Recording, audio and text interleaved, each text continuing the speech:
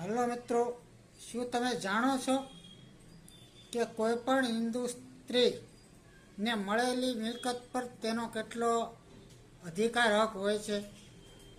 જો તમે એવું માનતા હોય કે તે માત્ર મિલકત વાપરી શકે છે તો તમે ખોટા છો.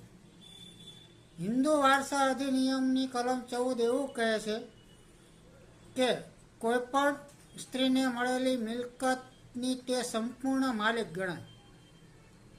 પહેલાના સમયમાં મર્યાદિત હકો હતા, હવે નહીં.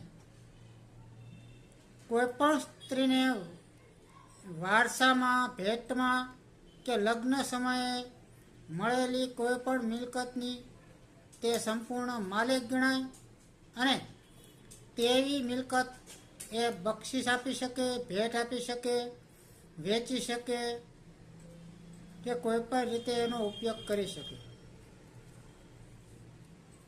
તથા હિન્દુ સ્ત્રીને મળેલી મિલકત તેના મૃત્યુ પછી તેના જ વારસદારોને મળી શકે.